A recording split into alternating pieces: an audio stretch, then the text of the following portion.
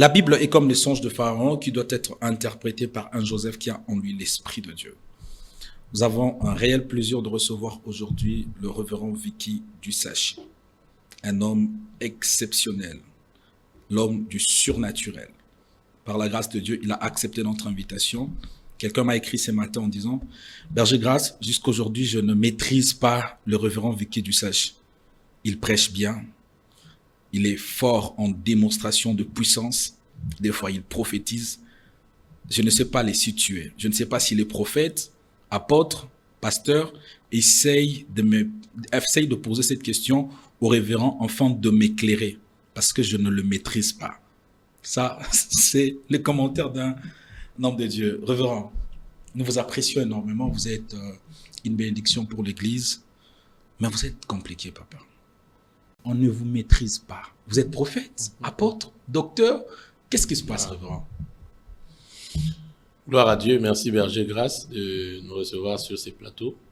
Et que Dieu bénisse tout le peuple de Dieu qui nous suivra. Compliqué, non. Complexe, oui. Parce que même notre Dieu n'est pas compliqué. Mais Dieu est complexe. Et en vérité, si nous sommes des esprits, parce que nous le sommes, je le suis, on ne peut pas être compris. On ne peut pas être maîtrisé. Christ dit dans Jean chapitre 3, le verset 6, « Ce qui est né de la chair est chair. Ce qui est né de l'esprit est esprit. » Lorsque nous naissons de nos parents, c'est la naissance biologique, naturelle.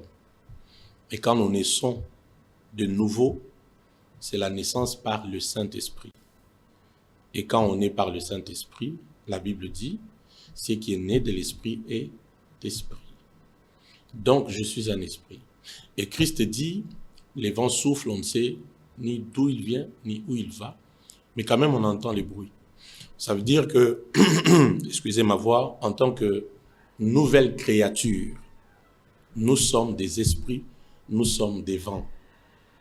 Il est difficile de nous comprendre. Donc, chercher à comprendre un esprit est compliqué. D'ailleurs, ça va encore empirer les choses. C'est ça, au fait, être un esprit. Il faut atteindre un niveau où on ne te comprend pas, on ne te maîtrise pas.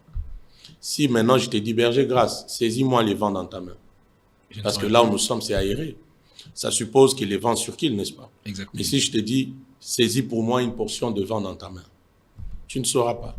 Mais tu sais, tu réalises que les vents circulent. Il y a le vent là où je suis. Mais il vient d'où? Il va où? Et c'est ça, c'est que nous sommes en Christ. C'est pourquoi, si quelqu'un est en Christ, il est une nouvelle créature. Nous sommes des nouvelles créatures. Waouh. Révérend, j'aimerais vous poser une question de curiosité. Ouais. Comment préparez-vous vos messages? Parce que vous prêchez avec beaucoup de profondeur. Mais j'aimerais vraiment avoir ces secrets aujourd'hui. Oh, oh, oh. Oh là là, cette émission, c'est la guerre des secrets apparemment. Vous savez, moi je vais conseiller, il faut aimer les Écritures. Okay. Il faut aimer la parole, il faut la lire. La lire pas seulement pour prêcher aux autres. La lire pour qu'elle te prêche toi-même d'abord. Okay. Qu'elle te parle à toi-même. Vous voyez? Et il faut apprécier la personne du Saint-Esprit. C'est vraiment elle qui peut mieux faire les choses. C'est elle qui parle. Vous aimez beaucoup le Saint-Esprit, révérend. Mais sans le Saint-Esprit, je suis nul. Qu'est-ce qui fait que vous puissiez beaucoup aimer le Saint-Esprit? C'est quoi? Enfin, qu'est-ce qui s'est passé pour que vous puissiez l'aimer beaucoup? Non, mais comme je le disais, vous savez, déjà la nouvelle naissance, c'est une naissance par le Saint-Esprit. Christ est dans nos cœurs par le Saint-Esprit. Et nous sommes dans la dispensation du Saint-Esprit. Maintenant là, Christ est sur son trône, mais celui qui règne sur la terre, c'est la personne du Saint-Esprit. Wow. C'est elle qui est en charge des affaires du royaume. Wow. Vous voyez? Alors, quand nous réalisons cela, nous allons voir la personne du Saint-Esprit, comme je viens de le dire, pas juste comme un moyen pour avoir l'onction, la puissance, mais on réalisera que Christ nous a laissé le allos parakletos, donc de la même nature que lui, mais juste sous la forme esprit. Mais c'est une personne avec qui on peut avoir une relation très intime, c'est soumettre à elle, la laisser nous conduire, la laisser se mouvoir en nous, au travers de nous. Et avec ça, nous quittons de la vie naturelle pour une vie surnaturelle. Révérend Vicky, avant que nous puissions poursuivre, j'aimerais vous poser encore une petite question. On dit, le vieux éléphant connaît là où se trouve l'eau.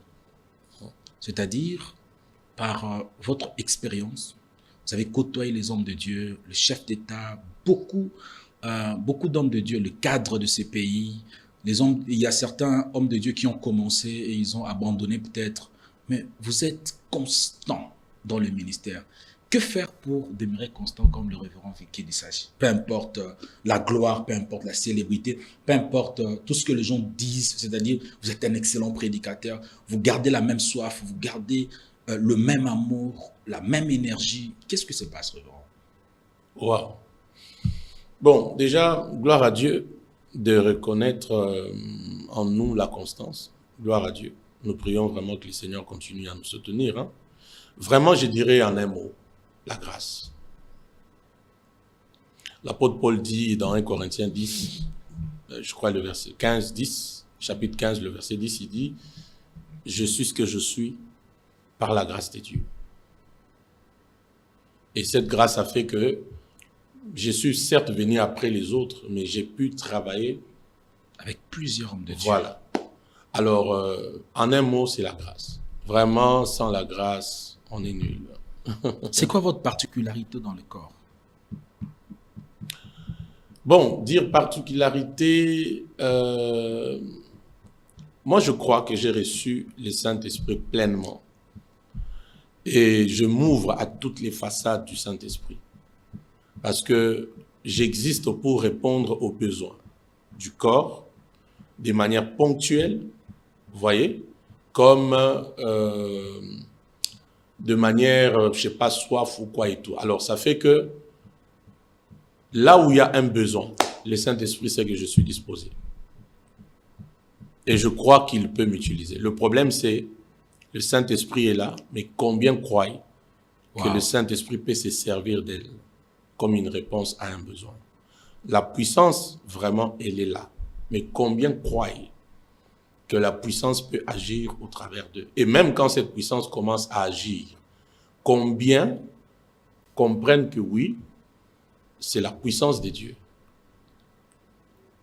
Il faut avoir cette sensibilité-là. Gloire à Dieu. Merci beaucoup, révérend. Nous sommes très heureux d'apprendre toutes ces choses, mais nous aimerions passer à un exercice très simple. Vous allez choisir quelques papiers, c'est-à-dire vous allez commencer par le premier. Okay. Vous l'ouvrez et vous nous dites ce que vous comprenez de cela. Ok, espérons que c'est juste du papier. Non, non, à l'intérieur. À l'intérieur, ok, très bien. Je prends n'importe. Hein? N'importe quel.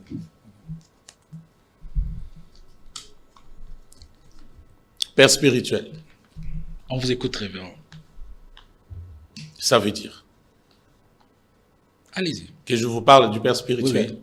Vous nous parlez de ce que vous comprenez de cela. Waouh! Vous savez, la notion du Père spirituel, c'est l'une des meilleures révélations qui doivent être fixées en ces temps de la fin. Vous savez, je prends le texte de Malachie chapitre 4, verset 6. La Bible dit, « Je ramènerai les cœurs de père au fils et des fils au père, afin que la terre... » Si tu vas dans le texte, tu peux le lire? Ok, allez-y. Malachie 4, 6, je lis au nom du Seigneur. Il ramènera le cœur de père à leur enfant et le cœur des enfants à leur père, de peur que je ne vienne frapper le pays d'interdit. Dieu dit d'abord les cœurs de père aux enfants. Parce que pour qu'il y ait des enfants, il faut des pères. Ah bon. Vous voyez? Deuxièmement, les cœurs de père vers les enfants. Parce que sans la révélation de la paternité, on blessera le père. C'est pourquoi Dieu dit les cœurs des pères d'abord vers les enfants. Parce que dans l'histoire des pères et fils, les plus offensés, ce ne sont pas les fils. Parce que quand un fils se dit être offensé, c'est déjà la rébellion. Un père n'offense pas, mais un père éprouve parce qu'il veut te former. Et quand on perd la loyauté, la loyauté, on va traiter les épreuves, l'école du père comme une injustice et on vire dans la rébellion.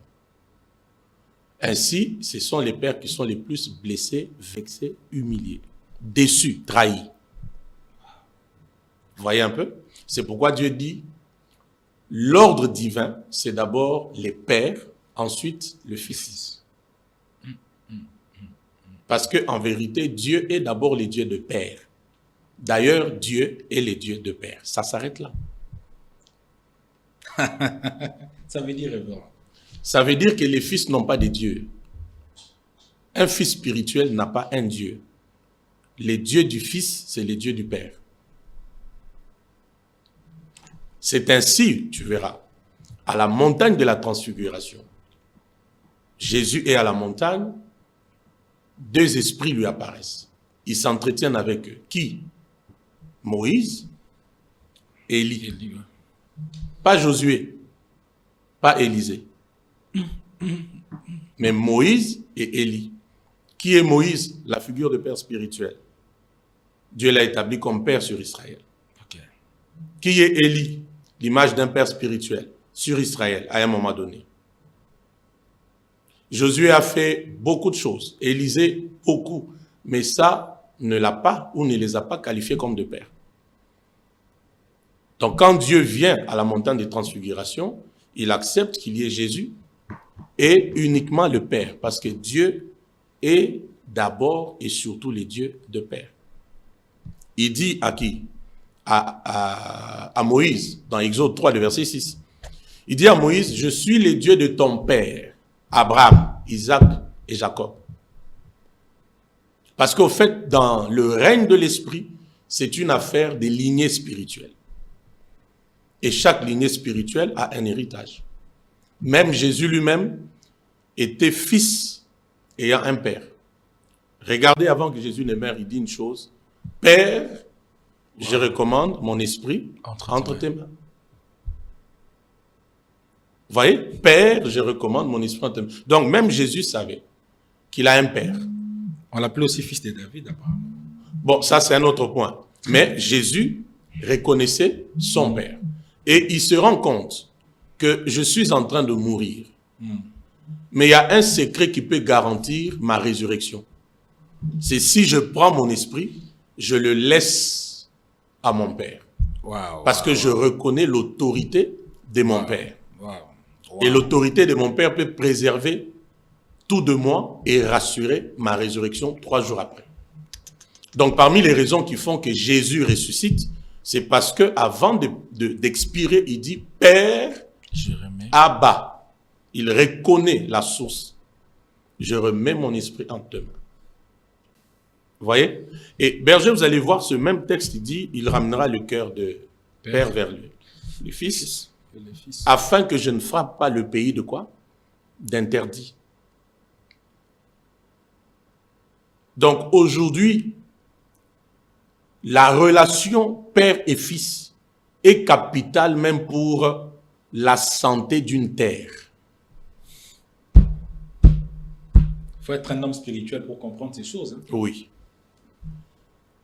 Toute terre qui n'accepte pas les pères spirituels, toute terre où les fils trahissent, blessent, humilient les pères spirituels, vous verrez, cette terre-là, elle a un problème. En vérité, on est en train de dire aux fils dans ce texte que le comportement de la terre à ton égard dépend de la qualité de ta relation avec ton père. C'est très fort, révérend. On peut poursuivre. J'avais une petite question avant que nous puissions progresser. Oui. Quel est le danger d'un fils qui ne comprend pas l'importance du père spirituel dans sa vie? La Bible dit la nature ne vous enseigne-t-elle pas? Vous avez déjà vu, bon, d'abord, comment tu peux naître sur cette terre sans parents? On va t'appeler qui? Monstre, démon, n'est-ce pas? Si tu es un humain, tu dois avoir une source, papa et maman.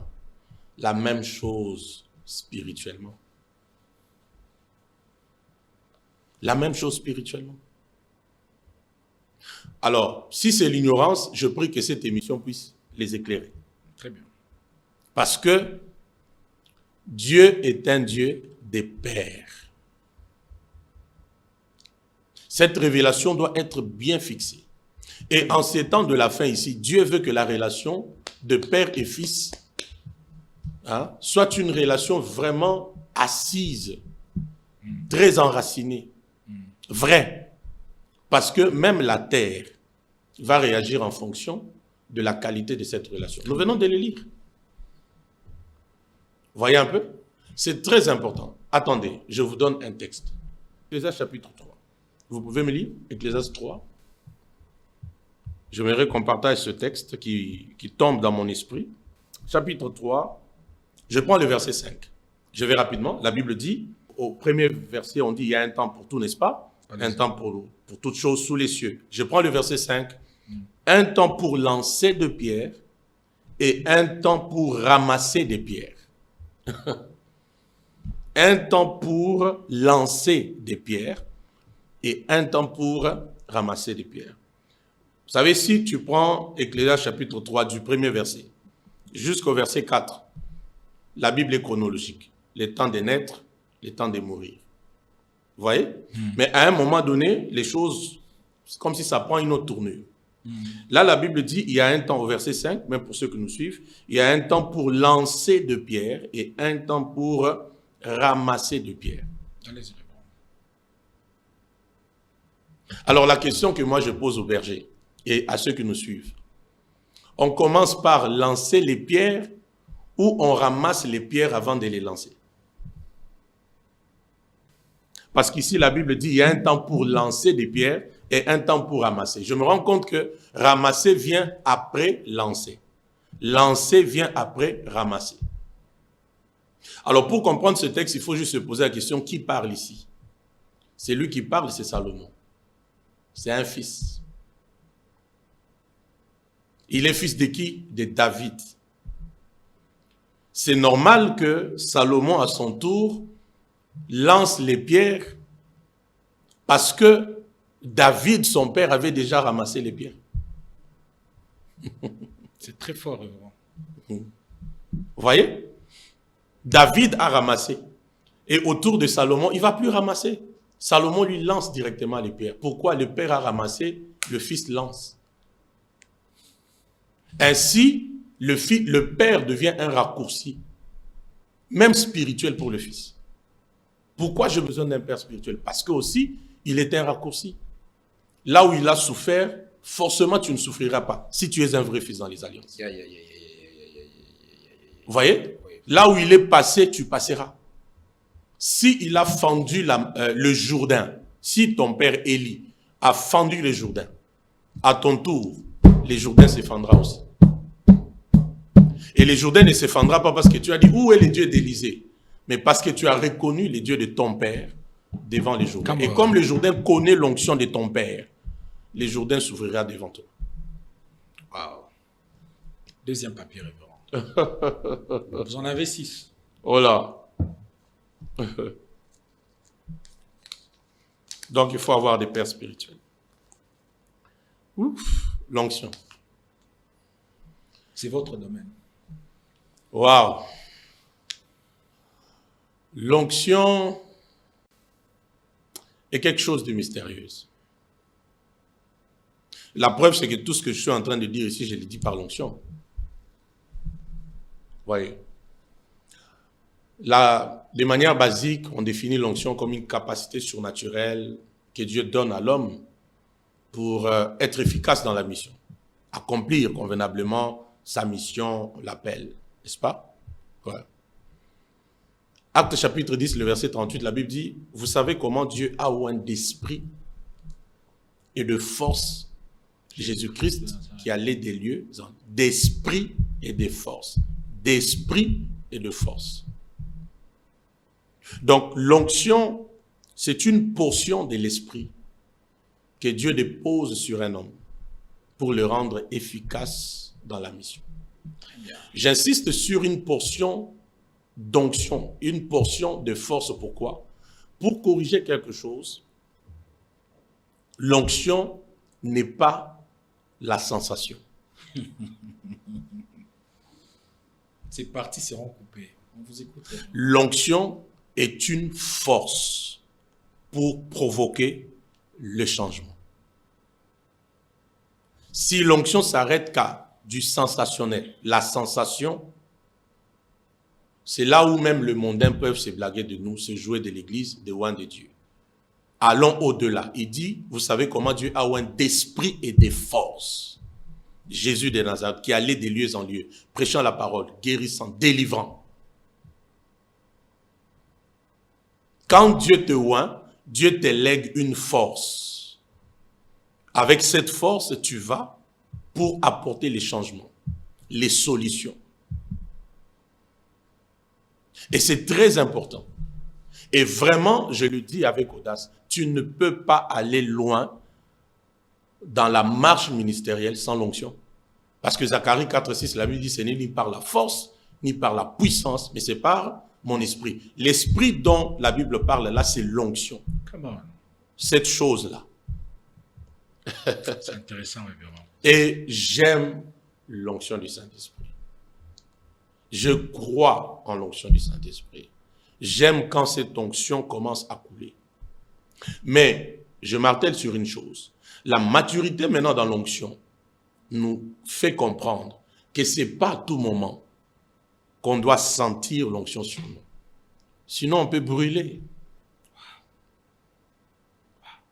L'onction devient comme, permettez le terme, elle devient comme agressive en nous et sur nous face aux besoins, face à la mission, face au mandat. C'est pourquoi Jésus dit, il m'a oint pour, vous voyez, guérir ceux qui ont le cœur blessé, annoncer une bonne nouvelle aux pauvres, ainsi de suite. Vous voyez un peu? Donc, quand Jésus se retrouve face aux pauvres, aux blessés, aux démoniaques, à ceux qui sont malades, l'onction devient agressive. Donc, atteignons cette dimension de la maturité spirituelle où tu n'entres pas en retraite juste pour entrer. Oh, je ne sens plus. Non, des fois tu ne sens plus parce que les besoins n'est pas là. Mais la chose est là. L'onction n'a pas quitté, elle est là. Et le jour où tu comprends ton couloir ministériel, tu comprends ta mission, tu comprends ce que Dieu attend de toi, tu vas te rendre compte qu'à chaque fois que tu es sur ces couloirs-là, l'onction ne manquera pas. Est-ce que l'onction peut être transférée, je ne sais pas si le terme est bien utilisé, dans la vie d'un chrétien sans qu'il y ait la manifestation? J'ai reçu l'onction, mais je n'ai pas senti quelque chose. Je ne suis pas tombé. Mais pendant que le prédicateur prêchait, je reçus quelque chose, mais je n'ai pas senti la sensation, la manifestation. Déjà, c'est ça le problème. L'obstacle de plusieurs personnes. Il y a plusieurs obstacles. Hein? Il y a plusieurs obstacles. Il y a des obstacles qui empêchent aux gens de recevoir l'onction. Ce n'est pas l'enseignement d'aujourd'hui. Mais parmi les obstacles, il y a cette mentalité-là, religieuse. Je dois tomber ou encore, est-ce qu'il faut seulement que je tombe? Parce que Dieu nous donne l'onction pour les résultats. Comment tu sauras que l'onction de Dieu est dans ta vie? Tu l'as reçue. C'est par les résultats. C'est par la transformation que Dieu opère déjà dans ta propre vie et même dans la vie de quiconque entre en contact avec toi. Wow. Elle est pour les résultats. Il allait de lieu en lieu, prêchant la parole, guérissant le malade, délivrant ceux qui étaient sous l'empire du diable. Les résultats. Le moment où tu te rends compte, s'il vous plaît, que ces résultats qui commencent à se produire dans ma vie vont au-delà de mes diplômes, vont au-delà de mes talents, mes dons innés, Ça là, mes dons innés ne peuvent pas le faire. Mon intelligence, mes diplômes ne peuvent pas le faire. Ça sort de ce que je sais. L'onction a commencé à travailler. Mais il y a aussi des gens, le jour où il reçoit l'onction, il est comme électrocuté, secoué, bousculé. Il peut même tomber, crier. Ça arrive. Mais ça ne dit pas que recevoir l'onction égale tomber. Parce qu'il y a aussi des gens qui tombent. Moi, je le vois par la grâce que Dieu m'a accordée, dans le ministère que le Seigneur Jésus m'a accordé. Je vois ça. Il y a des gens qui tombent, pas parce qu'ils viennent de recevoir l'onction, mais parce qu'au fait, les démons en lui n'ont pas supporté le poids de l'onction que je porte. Et par le discernement de l'esprit, je comprends que lui est en train d'être impacté par l'onction, mais là, c'est un démon. Lui, il est tombé parce qu'il a été rempli de l'esprit, mais là, c'est un démon qui n'a pas supporté la charge électrique. Je suis en train de voir quelqu'un me dire, berger, révérend, secret nyonso les l'autre qui vous aider. Révérend, est-ce que, en parlant de l'onction, est-ce que on peut avoir l'onction sans être dans le ministère? Très bien. Effectivement, on peut déjà, quand tu dis ministère, il faut bien préciser parce que Éphésiens 4:11 nous parle des 5 ministères d'ascension, mais 1 Corinthiens 12, le verset 28, vous continuez, il parle de quelques ministères d'ascension et des ministères auxiliaires. Très bien. C'est pourquoi il parle de ceux qui ont le ministère de gouverner, de diriger. Vous voyez, ce sont des ministères auxiliaires. Donc, je vais peut-être donner la réponse en disant que Dieu donne l'onction pour le ministère. Mais le ministère ici ne s'arrête pas qu'au ministère de la parole. Dieu a une onction pour les avocats. Dieu a une onction pour les professeurs d'université. Dieu a une onction pour les médecins. Il y a une onction pour les politiciens. Il y a une onction pour les affaires. C'est même pourquoi nous sommes en train de préparer un grand programme. On en parlera certainement, mais la question m'amène au fait dans ce couloir-là. Allez-y. Vous voyez un peu? C'est pourquoi nous parlons des combats des territoires. Très bien. Vous voyez un peu? Alors, j'aimerais dire au peuple de Dieu que réduire l'onction, qu'aux 5 ministères d'ascension, n'est pas comprendre toute la Bible. L'onction est efficace pour les 5 ministères d'ascension, mais au ministère d'ascension, il y a aussi des ministères auxiliaires. Parce que Dieu nous oint aussi pour relever la société.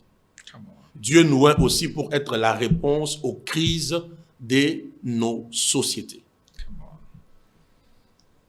Nous sommes bénis, révérend. Gloire à Dieu. Allez-y, révérend. Il y en a plusieurs.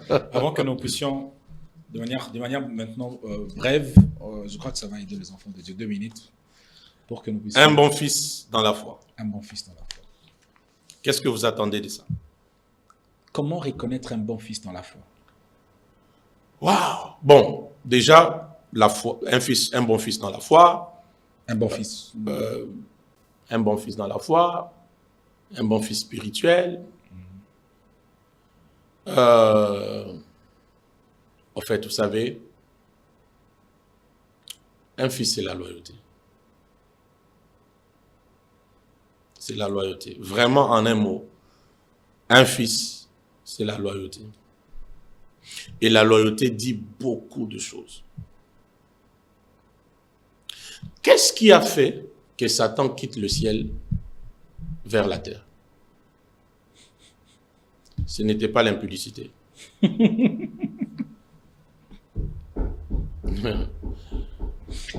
voyez? Un seul péché s'est produit d'abord au ciel, devant le trône de Dieu. La déloyauté, la rébellion. Dieu regarde et dit, Satan doit partir. Et quand Dieu se rend compte que, il y a même une partie d'anges qui ont été souillés, Dieu dit, j'accepte de les perdre. Et vous et Satan, partez. Wow. Et Dieu arme l'église. Je bâtirai mon église devant laquelle les portes du séjour des morts ne prévaudront pas. Dieu arme l'église contre Satan. C'est comme ça que l'Église dérange et dérangera toujours Satan. En vérité, l'Église est là aussi pour corriger Satan. Pour lui dire, tu as vu, tu serais à toi rester là-bas. Mais la déloyauté t'a précipité sur la terre. Et aujourd'hui, l'Église te coince de partout. Parce qu'il est dit, les portes du séjour des morts ne prévaudront point. Parce qu'aujourd'hui, c'est lui qui a les clés du séjour des morts, c'est Christ. C'est pas Satan. Christ est-il considéré comme un fils loyal? Mais l'exemple de vrai fils, c'est Christ, non? C'est Christ. On peut prendre aussi David, certains dans la Bible par certains aspects où ils ont manifesté les valeurs de fils. Mais le modèle parfait, c'est Christ. C'est pourquoi même Hébreu dit, après que Dieu nous ait parlé dans les temps anciens par les prophètes et tout, là maintenant, il nous parle par le Fils. D'ailleurs, la version d'Arbi dit dans le Fils. Parce que je n'ai jamais vu ça. Oui, au commencement était la parole était avec Dieu, la parole était Dieu. Et cette parole a pris la forme humaine. Cette parole, c'est Christ. C'est pourquoi il nous parle dans la parole. Ainsi, vous verrez maintenant, quand Jésus parlait deux fois, il dit en vérité, je vous l'ai dit. Il insistait juste pour dire, voyez la parole là, c'est moi la parole. Maintenant, écoutez la parole. Waouh. Ça, c'est une masterclass. Hein. Allez-y, révérend. Je pense qu'il y a 3 questions. Répondez de manière brève pour que nous puissions... Très bien. Donc, le fils, c'est la loyauté. Et j'aime dire ça à mes fils spirituels. Il n'y a pas de père prodigue. Les pères prodigues n'existent pas. Mais il n'y a que les fils prodigues. C'est pourquoi le fils doit être loyal. Et être loyal, c'est rester ferme, digne de confiance. Ce n'est pas trahir. Ce n'est pas changer des sentiments au plus profond de toi à l'égard de ton père. Parce que tu peux être là, physiquement, mais le cœur est déjà loin. Les pensées sont déjà loin. Nous vous aimons, révérend. Gloire à Dieu. Alors, Pentecôte. Ouf.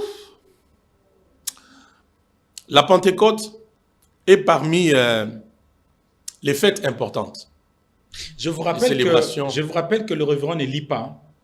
Ah, il n'y a pas un cahier, il faut bien vérifier. Ouais. Merci beaucoup. Allez-y, révérend. Alors, la Pentecôte, c'est parmi les 7 fêtes, les 7 célébrations juives. Déjà, au départ, la Pentecôte, elle n'est même pas une fête chrétienne. Oui, la Pentecôte, c'est une célébration juive. Parce qu'il y en avait 7. Et c'est comme ça que jusqu'à aujourd'hui, il y a des juifs qui célèbrent la Pentecôte. Ok. Voyez un peu? Okay. Alors, maintenant, nous, enfants de Dieu, nous nous retrouvons en train de célébrer la Pentecôte. Pourquoi? Parce que déjà la fête elle-même, contrairement un peu à ce qu'on vit à Kinshasa quand on dit on a fête demain, tout le monde dit il faut que ça aille sengo, fête des amoukolo et sengo. Non, la fête en hébreu veut dire les temps fixés pour. Donc quand on dit la fête de la Pentecôte, la fête de la Pâque, bibliquement ça veut dire les temps fixés par Dieu pour. Waouh. Wow. Il y a des choses que Dieu fait à la Pâque. Quand la Pâque arrive, c'est pourquoi dans la culture juive, quand une année passe, l'autre année, à la Pâque, on sait que c'est le temps fixé par Dieu pour telle chose. Il y a des règles à suivre. Il y a des choses qui arrivent. La même chose pour la Pentecôte aussi.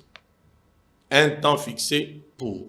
C'est comme ça, vous allez voir, le jour de la Pentecôte dont Acte 2 parle, il y avait un rassemblement des hommes pieux de toutes les nations. La Bible précise de toutes les nations de la terre. Elles n'étaient pas venues pour l'apôtre Pierre. Elles n'étaient pas venues pour lui. Elles étaient venues pour remplir un rituel. Parce que c'est une célébration juive. Ok.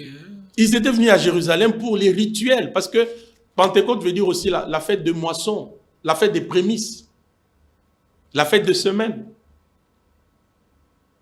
Vous voyez un peu? C'est comme ça qu'elle venait 49 jours après la Pâque. Ça veut dire au 50e jour. Donc quand ils étaient venus pour les rituels liés à la Pentecôte selon les instructions que Dieu avait données. C'est pendant qu'ils sont là, la précieuse personne du Saint-Esprit Elle descend parce que c'était la stratégie de Dieu. Comme ils se réuniront nombreux pour les rituels, pour la religion, moi je viens, j'amène la révélation. Et le Saint-Esprit vient, il fait sa descente, sa présentation, ses œuvres, et c'est parti. Et c'est comme ça que par la grâce de Dieu, au moyen de l'apôtre Pierre, une prédication, 3000 âmes furent gagnées. Et nous qui avons le Saint-Esprit en nous, pour terminer peut-être ici, à cause du temps, nous qui avons le Saint-Esprit en nous, en fait, nous n'attendons pas une période précise de la Pentecôte. Nous vivons la Pentecôte chaque jour. Nous vivons la Pentecôte. Parce que nous avons compris que le Saint-Esprit est une personne avec laquelle il faut avoir une relation vraie, profonde, sérieuse, intime. Et avec le Saint-Esprit, chaque jour chez nous, c'est la Pentecôte. Révérend, on va finir rapidement. Gloire à Dieu. Vous pouvez prendre... La couverture spirituelle. Bon, en un mot, la couverture spirituelle revient un peu à la paternité. Nous avons parlé déjà de ça. Et en un mot, tout ce que je peux dire ici, c'est que effectivement, le père spirituel, c'est une couverture spirituelle. Oui. Osée 12, 14, la Bible dit, par un prophète, Israël est sorti de l'Égypte, par un prophète, Israël fut gardé. Ok.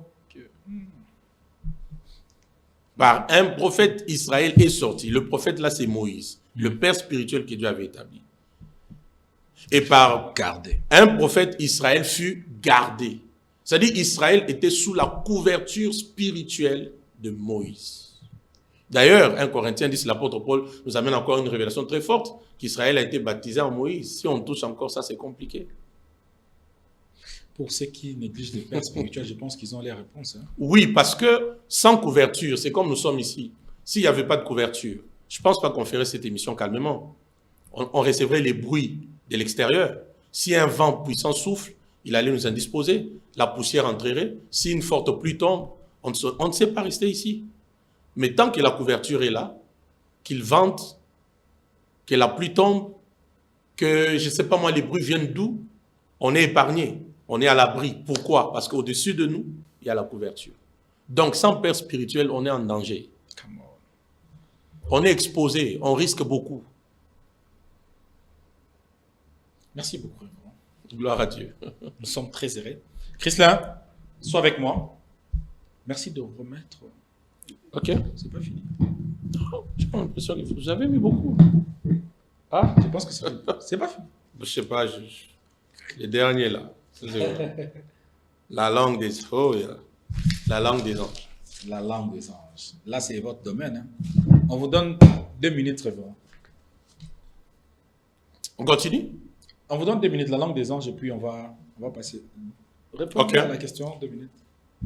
La langue des anges. Waouh. Waouh. Ouais, c'est formidable. J'aime le parler en langue, je crois en ça. Parce qu'en vérité, c'est la vraie langue des esprits. Moi, ma vraie langue, ce n'est pas le français. Ce n'est pas les lingala. Ça, c'est la langue avec laquelle je communique. En fait, c'est la langue qui m'aide à communiquer avec les humains. Bonjour berger. Bonjour les voisins. Mais ce qui est né de la chair est chair, ce qui est né de l'esprit est esprit. La langue des esprits, c'est le parler en langue. Parce que celui qui parle en langue, il ne parle pas aux hommes, s'il vous plaît. Il parle à Dieu. Et Dieu est le maître des esprits. C'est-à-dire que parler en langue, j'ai un circuit de communication surnaturelle avec Dieu. J'ai un couloir qui s'ouvre où ce n'est que moi et Dieu. C'est pourquoi deux fois, on n'a pas besoin d'interprétation de parler en langue. Comment? Parce que, au départ, c'est d'abord pour ma communion, ma communication surnaturelle avec Dieu. Il y a de ces choses que je peux parler avec ma fille. Je n'ai pas besoin que tout le monde le sache, qu'on l'interprète. Certes, il y a la dimension de l'interprétation des langues, quand Dieu a un message qu'il donne. Mais au départ, c'est lui qui parle la langue, il ne parle pas aux hommes, mais il parle à qui? À Dieu. Mais 1 Corinthiens 13 parle aussi de la langue des anges, même quand je parlerai les langues des anges. Oui, l'apôtre Paul martèle sur l'amour, mais il nous donne aussi une révélation que la langue des anges existe. Et effectivement, la langue des anges existe. Et quand tu parles cette langue-là, même les anges comprennent que il y a une mission. Il y a une mission, descendons, exécutons beaucoup de choses. Parce que n'oubliez pas, la provision à la mission des anges, c'est notre bouche. Vous voyez? C'est pourquoi la Bible dit dans Ecclésiaste 5 que ne dit pas en fonction de l'envoyé de Dieu. L'envoyé là, c'est messager, l'ange. Ne dit pas en présence de l'envoyé de Dieu qu'il y a une advertence, ainsi de suite. Je paraphrase, vous comprenez? C'est pour dire qu'au fait, si nous voulons engager, mettre en action les anges, hein, dans nos vies, dans le ministère, dans nos cultes, dans nos réunions de prière et tout, on doit parler. Par exemple, quand j'ai dit, ça sera glorieux demain, je ne parle pas qu'aux humains, je parle aux esprits. Come on. Et les anges comprennent que j'ai assigné la gloire à ces cultes-là.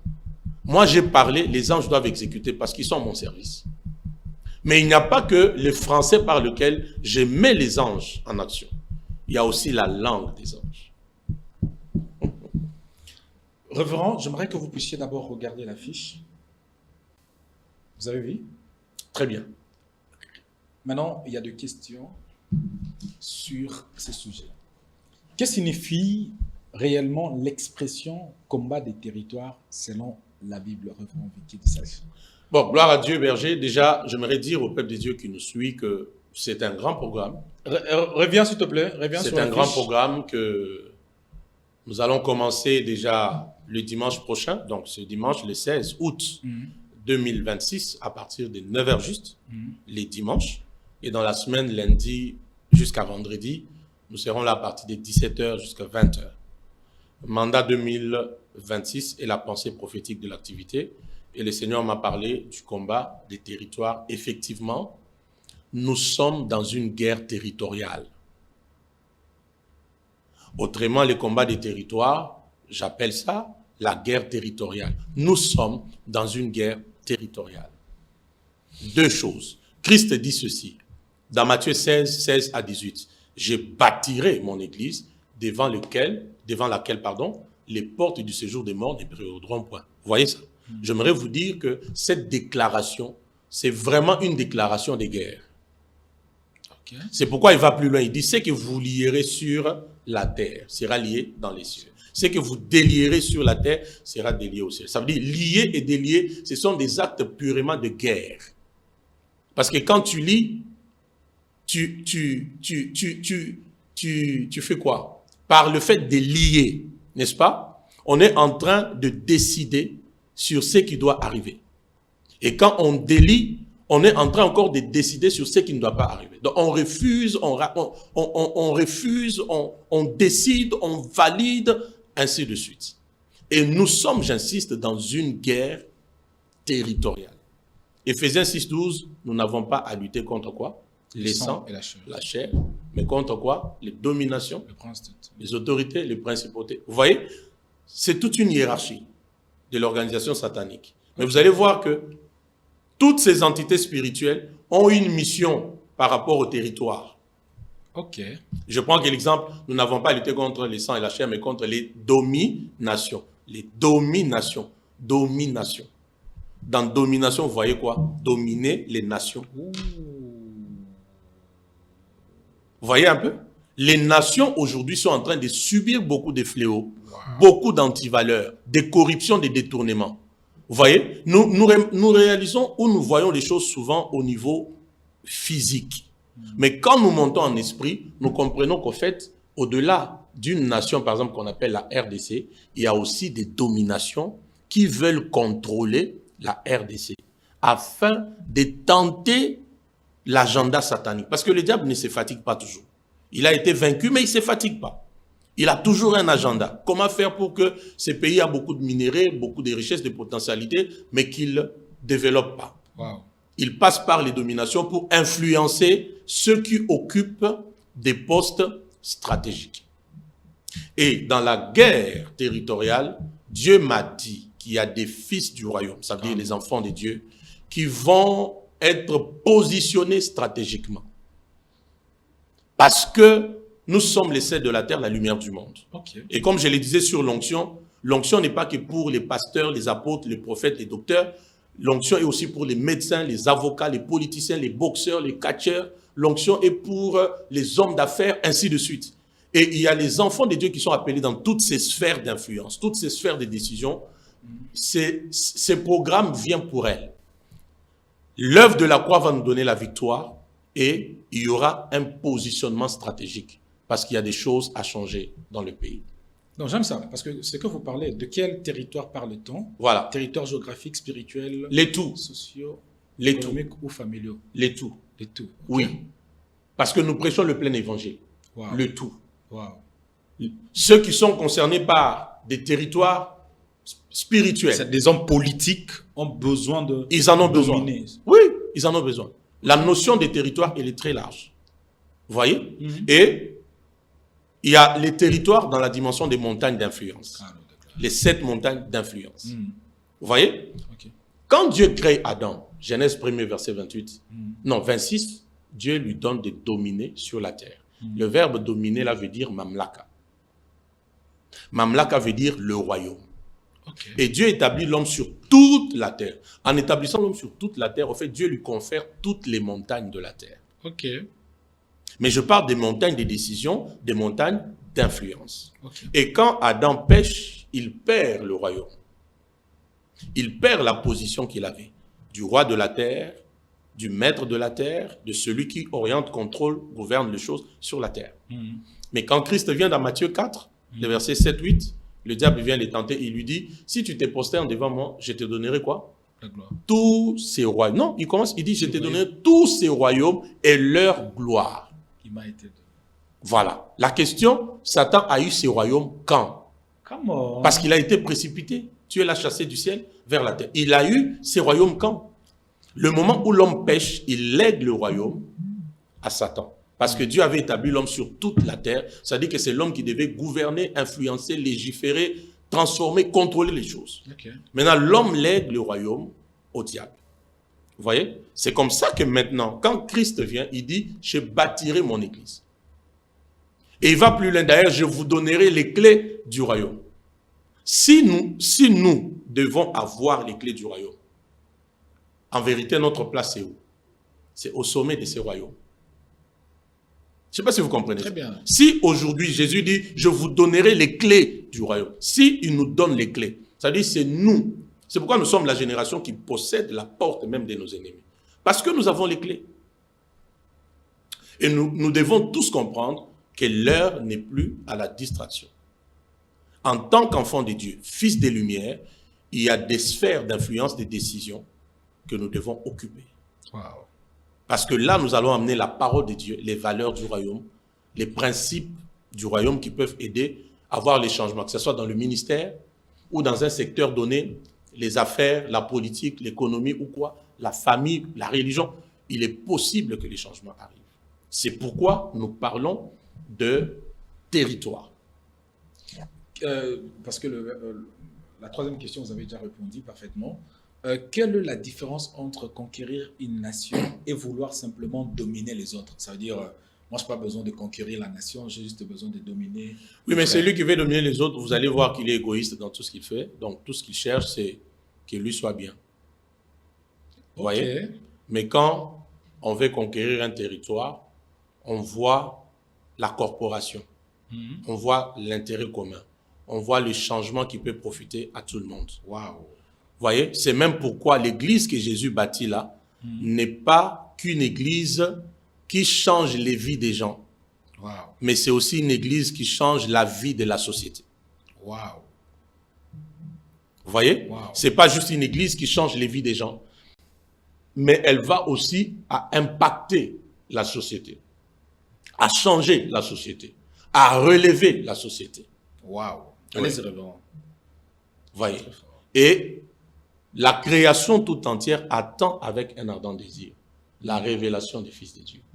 Et je dis à tous ceux qui savent qu'ils ne sont pas sur la terre par hasard, ils ont un rôle à jouer dans une entité donnée. Ils ont un rôle à jouer dans une sphère donnée. Ils ont un rôle à jouer sur cette terre dans un domaine particulier. Ce programme est pour eux.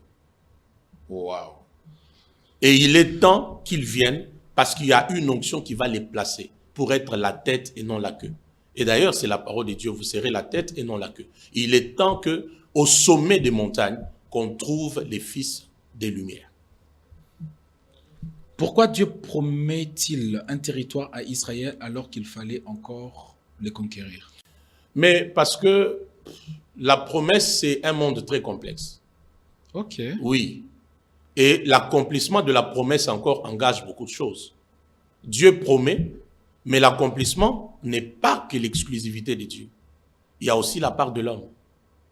Dieu a promis Israël un territoire, mais il faut conquérir pour le posséder. Vous voyez?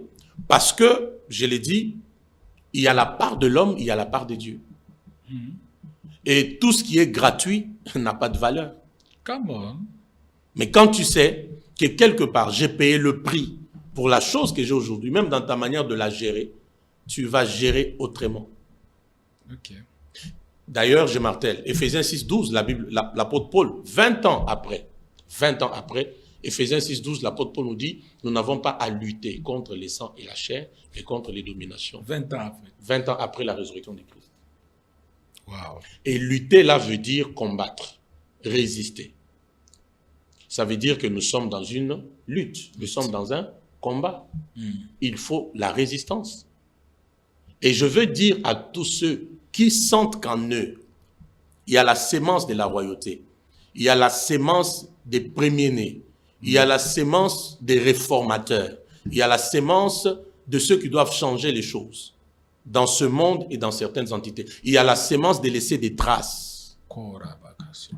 Il y a la sémence de laisser des œuvres qui vont être des références pour des générations. Vous voyez, même quand Gédéon dit, mais où sont ces œuvres dont nos pères nous ont raconté? Donc, il faut qu'on atteigne ces niveaux où tout ce que Dieu fait avec nous ne s'arrête pas qu'à nous, mais en vérité, c'est l'incarnation d'un héritage. Alors, toutes ces personnes-là, ces programmes est pour elles. Et il y aura suffisamment de l'onction pour faire ce travail dans la vie de ces personnes. Est-ce qu'il y a des hommes appropriés? Permettez-moi d'avoir la fiche avant ça, Christelin. Il y a des hommes appropriés qui vont nous aider fortement. Je vois l'archevêque Dodo Kamba. Oui, nous avons ces oins de Dieu exceptionnels qui sont là parce que c'est comme ça que le Seigneur m'a conduit. Je n'ai pas fait les choix par la chair, non. J'ai vraiment laissé le Saint-Esprit me conduire. Et vous savez, ce sont de puissants hommes de Dieu qui ont des agendas chargés. Donc, les avoir comme ça, il faut que ça soit Dieu. Il faut vraiment que ça soit Dieu. Et je me rappelle même, je prends par exemple le cas de l'évêque Jean-Claude Toumba, par exemple, parce que ça sera aussi sa première fois d'être à l'église Sanctuaire de Gloire. Le Seigneur me parle de lui, il me donne même le sous-thème qu'il doit développer par rapport au combat des territoires. Alors je l'appelle, il me donne rendez-vous, il me reçoit dans son bureau. Vraiment bien, on a passé des bons moments et pendant que nous parlons, avant même qu'on entame les sujets du séminaire, du programme, dans ce qu'il disait, lui-même sort le sous-thème de sa bouche. Mon Dieu. Alors je lui dis, évêque, attendez. Je prends mon téléphone, je dis, regardez. Depuis que je suis dans votre bureau, vous m'avez vu écrire quelque chose dans mon téléphone? Je dis non. Voilà, moi, quand je venais, Dieu m'a dit, les sous-thèmes que vous allez exploiter, c'est celui-ci. Il vient de sortir de votre bouche. Vous voyez quand Dieu fait des choses? Et c'était parti. Donc, nous aurons des oins de Dieu exceptionnels pour ce programme. L'archevêque Dodo Kamba, donc un homme de Dieu exceptionnel, malgré toutes ses multiples occupations dans l'église, dans les pays, tout ça. Lorsque je l'appelle, il me dit, non, c'est bon. Nous serons là. L'homme de l'onction royale. Voilà. Donc, c'est ça au fait. C'est pourquoi nous parlons du combat de quoi? Des territoires. Parce qu'il y a des hommes qui incarnent, ils marchent avec la corne. Il a la corne d'huile pour introniser le roi. Au-delà du fait que le Seigneur vous a parlé de l'évêque Jean-Claude Toumba, comment Toumila Toumba. C'est l'évêque Jean-Claude Toumba. Toumba, ouais. Au-delà du fait que Dieu vous a parlé de lui, c'est quoi ça? Qu'est-ce que vous aimez chez lui, vous-même? Très bien. Vous m'avez posé une bonne question. J'aime les résultats. J'aime les résultats. Ça veut dire moins de bruit, beaucoup de résultats. J'aime la profondeur, pas les choses superficielles. J'aime le travail, pas trop de bruit. Et c'est cet homme de Dieu. Essayez de l'approcher, vous verrez.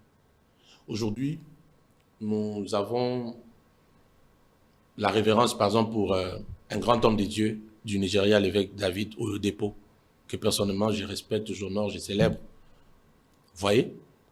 Mais quand je vois le travail que Dieu est en train de faire dans la vie de l'évêque Jean-Claude et les résultats sur place à Kinshasa et tout ça, je vous dis, Dieu a ses réserves dans ce pays.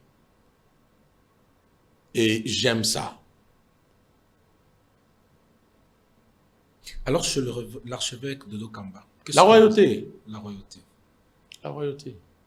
Et l'excellence. Une royauté qui a ses preuves, non seulement dans l'Église, mais même dans le pays. Okay. Ça veut dire qu'un homme pareil, si tu es appelé à la politique, à être dans la cour de roi, sa voix peut t'impacter. Son onction peut te propulser. Rester là, à l'écouter, peut te positionner quelque part. Sa manière de voir les choses. Tout, aussi. Ça peut t'amener très loin. Et c'est un homme très intelligent et voilà. Et il aime les études, j'apprécie ça aussi. J'aime les hommes de Dieu qui aiment la science, mais qui restent dans la spiritualité. Wow. Le prophète Ephraim Kalala. Le prophète Ephraim Kalala, comme nous l'appelons moi, Nawachilobo, c'est un prophète extraordinaire. Il a une onction pour la guerre territoriale. Ok. Ouais. Et une voyance toute particulière. Une onction vraiment pour la guerre territoriale. Et vraiment, je crois que nous serons très bénis par son canal et la grâce que Dieu lui a donnée. Et nous prierons beaucoup. Ok. Et ça sera vraiment des prières productives. Pas des prières qui feront mal aux muscles, mais des prières productives. Parce que je crois en la grâce qui est sur lui. Comme nous aimons aussi être dirigés ou orientés par l'Esprit de Dieu, je vois le prophète Paulin Bombo. Bien sûr. Il le fera bien apparemment. Oui, effectivement, comme je l'ai dit, tous ces orateurs. Déjà, le prophète Paulin devait être à l'église depuis quelques mois. Le programme ont fait que avorter. À un moment, je me disais, bon, soit c'est Dieu qui veut peut-être que nous comprenions quelque chose. Et j'ai compris qu'en fait, ce que Dieu voulait, c'était ce programme. Il sera là. C'est un prophète qui est aussi porteur d'une onction royale. Okay. C'est un prophète de la cour. Et la voyance, la parole de Dieu par lui est vraie, est authentique. C'est un frère d'alliance. Et je sais que Dieu va fortement l'utiliser pour la bénédiction de son peuple et pourquoi pas même pour des orientations prophétiques très claires dans la vie des enfants de Dieu. Waouh. Oui. Alors, le pasteur Mathieu Yombo. Le pasteur Mathieu Yombo, c'est un Congolais, mais qui vit en Allemagne. Il vit en Allemagne, c'est là où il est installé. Et les églises qu'il dirige, donc j'ai dit bien les églises, ça veut dire qu'il n'a pas qu'une seule église en Allemagne. Okay. Oui. Et il a sur lui l'onction royale, l'onction des colonisés. L'onction des colonisés parce que c'est un Congolais installé en Allemagne. Allemagne, hein, pas Belgique, parce que Belgique, au moins, on comprend que c'est francophone. Et puis Wallon, tout ça, mais c'est pas Paris pour qu'on dise que c'est français, mais c'est en Allemagne. Mais là, il n'a pas qu'une seule église qui dirige. Il est vraiment en train de remplir le mandat territorial. Parce que dans un milieu étranger, il a su s'imposer, s'installer, émerger. Et il n'a pas qu'une église, il en a au-delà. Il nous vient d'où? De l'Allemagne. Wow. Vous voyez? Alors, un homme pareil, il faut l'écouter. Très intelligent, profond dans les Écritures. Et puis, il est vrai. Il est vrai avec la parole de Dieu, avec son appel. Il est vrai. Et un homme pareil, il faut l'écouter parce que s'il a pu s'imposer en Allemagne, réussir, et il est en train de réussir, c'est-à-dire que cette onction-là est en lui. Yes. Elle doit faire que tous ceux qui réalisent que, bon, moi, je devais en principe briller dans tel domaine. Je devais en principe régner dans tel domaine, mais je n'arrive pas. Il y a une onction sur lui. Et chaque homme de Dieu a un sous-thème qui revient au grand thème. Et tous ces sous-thèmes mis ensemble vont nous amener à la conclusion de dire, enfin, nous avons la victoire territoriale. Maintenant, c'est le temps qu'on nous voit au sommet des montagnes et des collines en train de briller et d'accomplir le mandat de Dieu sur la terre. Alors, pour ceux qui veulent soutenir cette activité financièrement? Waouh, gloire à Dieu. Si Dieu vous met à cœur de soutenir financièrement ce programme, il n'y a pas de souci. Vous pouvez contacter le berger Grâce, contactez-le. Et je crois que ça va nous parvenir. C'est long que le Seigneur va vous mettre à cœur. Christian, marche avec moi. On me signale qu'on a 7 minutes. Révérend Vicky Lissassi, excusez-moi, vous avez affirmé dans l'une de vos vidéos que Dieu ne prophétise pas. Que voulez-vous dire exactement par cette affirmation? Ben, c'est pas moi, c'est la Bible. C'est pas moi. Vous pouvez les lire, non? Amos 3.8. Amos 3.8. Déjà, on prend le verset 7. Car le Seigneur, l'Éternel, ne fait rien sans avoir révélé ses secrets, son secret à ses serviteurs, les prophètes. Les lions rugis, qui ne seraient effrayés. Le Seigneur, l'Éternel, fait quoi? Parle. Qui ne prophétiserait? Ok. Donc Dieu, lui, il parle. Mais c'est nous qui prophétisons. Ok. Prophétiser veut dire maintenant? Apporter au peuple la parole que Dieu a déposée en toi. Donc, prophétiser. Vous me suivez? Donc, prophétiser, ce n'est pas d'abord donner des détails, les numéros de téléphone. C'est d'abord parler de la part de d'abord. Bien sûr, bien sûr. Parler de la part de Dieu. Apporter la parole de Dieu, cette parole-là au peuple. C'est pourquoi tout vrai prophète est d'abord un porteur d'un message.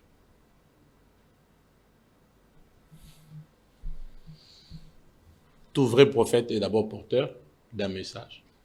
Et avoir le ministère de prophète et avoir le don de la prophétie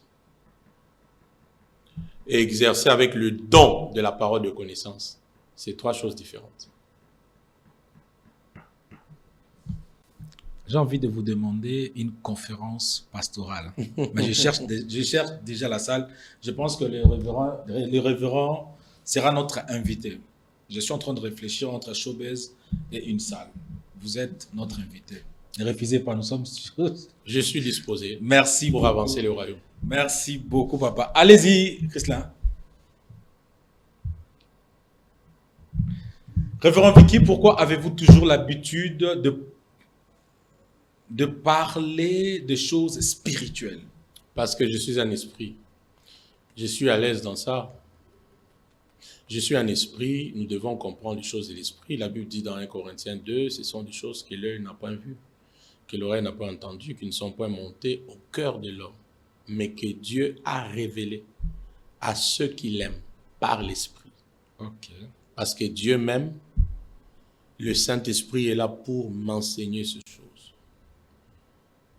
Vous savez que nous sommes dans une génération où certaines choses, même que les Moïse, les Ézéchiel, les Ésaïe n'ont pas compris sur Christ, nous pouvons les faire asseoir et leur faire comprendre ça.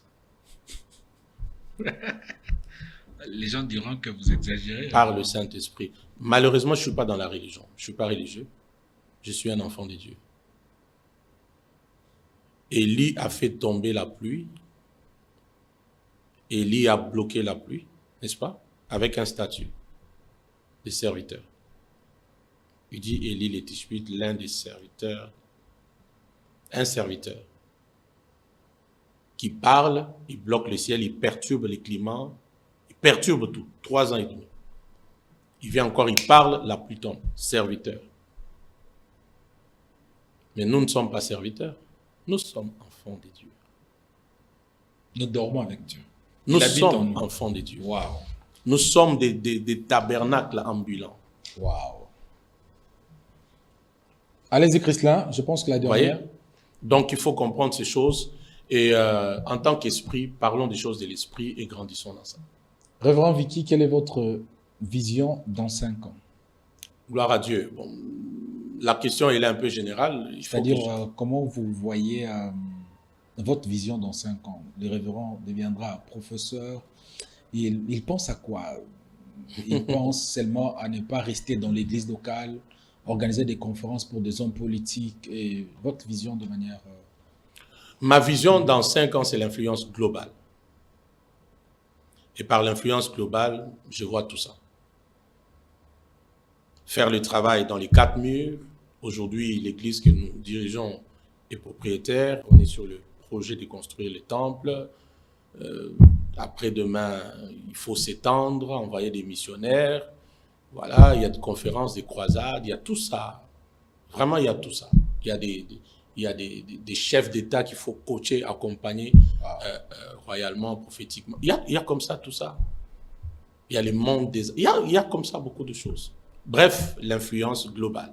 Dans les 5 ans là, on travaille vraiment sur l'influence globale. Je sens quelqu'un me dire peut-être, il est en train de nous suivre, il dit, je vais devenir le fils spirituel de révérend Vicky Sassi. Quelles sont les exigences?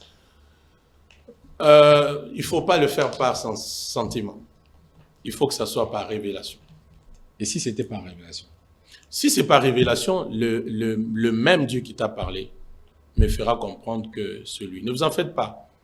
Le Père spirituel a la forme du vide qui est dans le Fils. Wow.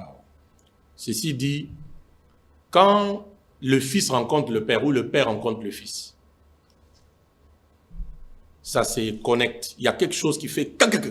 Sans que oui, c'est lui, c'est elle. Vous voyez? Alors, Jésus dit à l'apôtre Pierre, ce n'est ni la chair ni les sangs qui t'ont révélé ces choses. Quelles sont ces choses? Mon identité. S'il a dit, tu es le Fils de Dieu, tu es le Messie. Il dit, ce n'est pas la chair et les sangs, mais c'est mon Père qui te l'a révélé. Dans la relation de la paternité, sa base, c'est la révélation. Si je suis ton Père spirituel par révélation, aucun homme de ce monde ne viendra te dire le contraire pour te détourner. Même ma punition ne peut pas te faire fuir. Parce que tu te rappelles que je suis à ses pieds, pas par mes sentiments, mais c'est Dieu qui s'est révélé à moi, il m'a dit, c'est lui. C'est un privilège de vous recevoir, nous sommes très honorés. Par ces programmes, je crois que plusieurs enfants de Dieu seront édifiés. Quel est votre dernier mot? Non, le dernier mot, c'est inviter le peuple de Dieu à mandat 2026. C'est l'un de nos meilleurs et grands programmes de l'année 2026. Parce que Dieu a un programme avec le corps du Christ, avec son peuple, pour l'Église et pour le monde. Parce que nous sommes les sels de la terre et la lumière du monde. Donc, nous commençons ce programme déjà ce dimanche 16 août à partir de 9h, parce que c'est dimanche, et nous enchaînons à partir de lundi jusqu'à vendredi, 17h juste.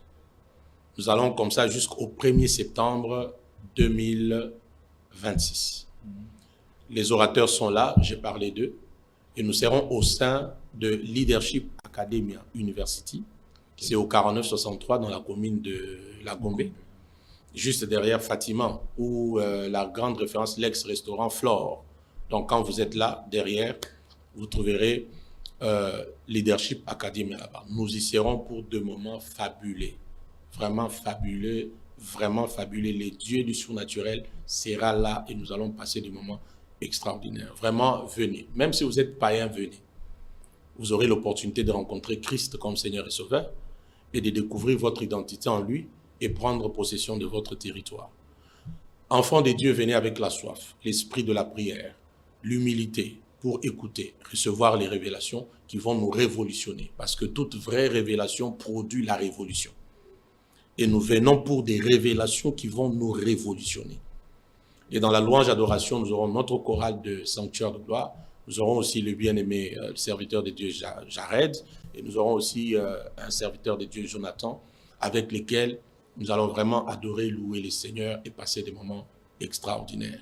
Et chaque jour, midi, donc midi 30 à 13h30, nous aurons de live sur toutes nos plateformes, toujours dans la pensée du combat des territoires. Cette fois-là, nous allons plus parler en profondeur sur la guerre des territoires. Donc c'est 1 heure du temps où nous exhortons et nous passons beaucoup de temps dans la prière à midi. Ça permet aussi à ceux qui travaillent et tout, ils peuvent se connecter sur nos plateformes électroniques et prier avec nous avant de se revoir le soir pour nos plénières à partir de 17h. Donc que vous soyez malade, bloqué, challengé, défié, possédé, tout est bloqué, compliqué, vous ne comprenez pas qu'est-ce que vos vies vont devenir demain. Ce programme est pour vous. Bienvenue à tous, que Dieu nous bénisse. Merci beaucoup, révérend. Merci d'accepter notre invitation. Merci, Berger, et shalom. Que Dieu nous bénisse.